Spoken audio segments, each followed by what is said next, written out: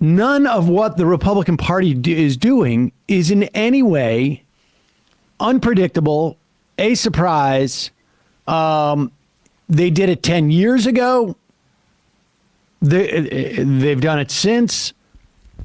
But this is really, this is a replay of what happened 10 years ago. And this is what we could imagine was going to happen last winter. This has been an incredibly slow moving train. Yeah. And so since everybody in this room knew the Republicans were going to do this, the job of the Democratic Party then becomes, how do we prevent them from doing this? How do we make them pay a political price for doing this? And none of that work has been done. Joe Biden came out, declared, we will not negotiate on the debt ceiling, period. And they have done nothing but negotiate on the debt ceiling, period. Can I give you a quote from Tim Kaine to Politico that'll infuriate you? Sure. Senator Tim Kaine of Virginia told Politico that if he could do one thing different, it would have been raising the debt limit late last year. The Democratic Senate aide vented to Semaphore that, quote, the debt ceiling could have been raised in the American Rescue Plan or in reconciliation during last year's lame duck session. On this program, we were advocating for that. Oh, well, hindsight's 2020. Everybody was. And maybe you could argue that Joe Manchin wouldn't have gone along with it. I don't believe that, but let's just assume that you do. Then at least wait, we still have this debt ceiling thing happening. We know the Republicans are going to hold us hostage. The administration thought that maybe that Kevin McCarthy couldn't get a bill passed. But here's a piece from Brian Beutler. And he talks about Democrats like to mock Kevin McCarthy as the dumbest GOP leader any of them has ever had to work with. Nancy Pelosi, who had to work closely with George W. Bush over the years, famously called McCarthy a moron. Does Kevin McCarthy know where he is right now? Her office mocked? Well, joke's on us, because now Democrats will have to explain how that moron maneuvered to get them into a trap we've known about for more than 10 years. He writes, it is possible that the ransoms Dems pay won't be huge. It's even possible to imagine they won't have any immediate force. This goes into it being a, upfront payment on a budget resolution. It's conceivable, in other words, that the material implications of this could be minimal. They probably won't be. They probably won't be. He writes, the impact on the federal budget will be approximately zero if it just so happens to be finagled in that way. However, he says, lower spending levels will stick, at least for the remainder of this Congress. Work requirements will take years to repeal. But just as importantly, any cuts enacted under these circumstances would betray the never again promise Democrats made after the Republicans did this to Obama in 2011. This point is particularly important if the ransoms are small, if the material damage has been kept to a minimum, because it forces us to focus on the violation of principle. The temptation will be to excuse that or to retcon it as some kind of clever Democratic victory over Republicans who are too dumb to understand budgeting. Why sow dissension in the Democratic ranks now if the option to sweep it all under the rug is available? And he writes, because people are smart enough to understand that holding Democratic leaders to account for their failures doesn't make those leaders worse than Republicans. Because we deserve savvier leaders who won't repeat obvious mistakes, particularly recent painful ones, who won't lay responsibility for their mistakes at the feet of voters or activists because they recognize that electing Democrats can't on its own solve problems that call for the application of raw power.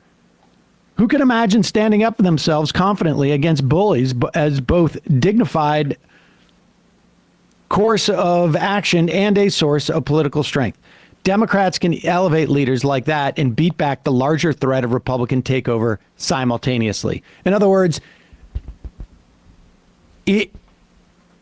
there should be a lot of criticism for everybody who participated in this program. The leadership of the Democratic Party, Joe Biden, his administration, Period. End of story. Those senators who did not vote to raise the debt ceiling limit during reconciliation, or thought it was a bad idea, or talked it away, or whatever it was. And that doesn't mean that Republicans are better.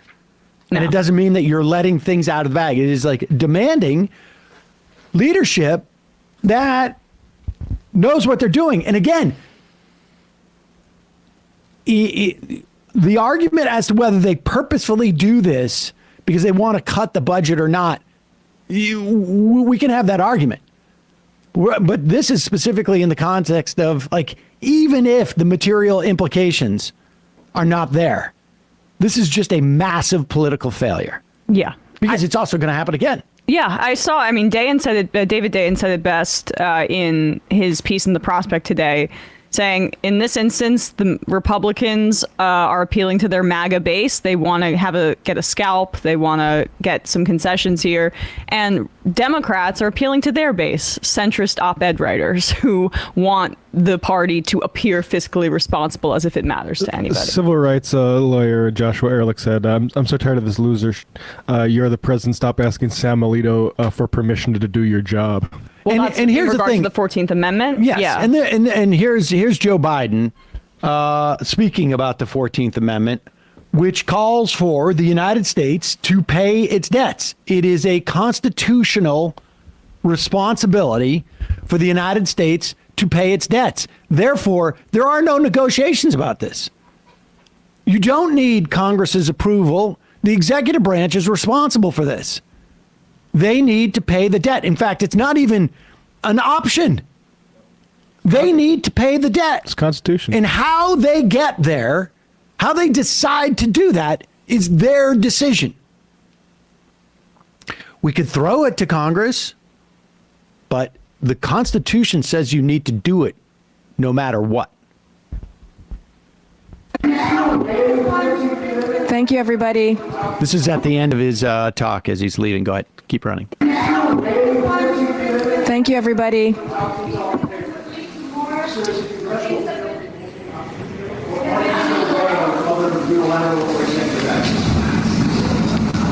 We have not come up with a unilateral action that could succeed in a matter of 2 weeks or 3 weeks. That's the issue. So it's up to lawmakers. But my hope and intention is when we resolve this problem, I find a rationale to take it to the courts to see whether or not the 14th Amendment is in fact something that would be able to stop it. Thank you. Okay, so basically what he's saying is that, well, we've run out of time. We had no idea this was going to happen, and we can't invoke. But after this, I'm so steamed about it. We've got to come up with a way of getting to the court on the 14th Amendment, even though there is no case that would be pending necessarily, because, of course, we're going to just agree to these cuts or whatever it is. I mean, this is so pathetic. Mm-hmm. If you could come up with a rationale after the debt ceiling fight, you could come up with a rationale before. But they don't want to go to the... This is so rudimentary, it's almost embarrassing to have to say. You don't ask for permission from a 6-3 Supreme Court. You basically apologize. Mm-hmm. And I can assure you, Harlan Crow and his Supreme Court justices do not want a debt ceiling. To go over the president's head right now? Exactly. And so had the administration, and it's not a question of invoking the 14th Amendment. It's just you're following the law. And they're protecting the following court by not doing it. Exactly. And... Yeah, that's a good point, because if they just tried, then we can have a larger conversation about the legitimacy of the Supreme Court, which we should be having, but they don't want that. They're afraid. They're Dick afraid of all Durbin doing like one little hearing on Clarence Thomas, and is that all we're going to get on Clarence Thomas, by the way? I'm sure. Sure. But the bottom line is they need to just pay the debt. Yeah. Stop talking about it. It just announced tomorrow, you know what? I spoke to Office of Legal Counsel. And in fact, we do have the authority under the 14th Amendment. It's pretty straightforward. And we just paid the debt. Yeah. And so, end of story. End of story. And we just last week showed a poll, one of the premier polls from University of Chicago on confidence in the Supreme Court. They do it annually. Lowest it's been in 50 years. So if the Supreme Court decides, like, hey, we're going to let the U.S. economy fall apart because of concessions that the Republicans are trying to get over just paying the United States' bills, then that's a further ability to undercut the Supreme Court's legitimacy, which is in the interest of the Democrats electorally in the midst of abortion and blah, blah, blah. What's amazing about this it just is that there was a Washington Post focus group that looked at 16 voters who had gone from Trump to Biden in 2020 and followed them before then. And they all feel like Biden is too old and they don't want him and they're mad. And then when it gets to Trump, they're like, but he is a nightmare. And we don't want him as bad as Joe Biden is. And so the point is that the narratives of him being afraid, to be considered an authoritarian or to have gone to the Supreme Court or whatnot, people just want this done. This is a made up thing and they are playing along, and it is a real failure. And there's going to be, again, would I vote for Donald Trump over Joe Biden because of this? No. Because the cuts would happen. I mean, it's obvious. But the point is that there's going to be blowback, and it may not be from me, but there's going to be, it's going to seriously impact the way this goes. And Boytle's right. You can call for leaders that are savvy and do their jobs well. Mm-hmm. End of story.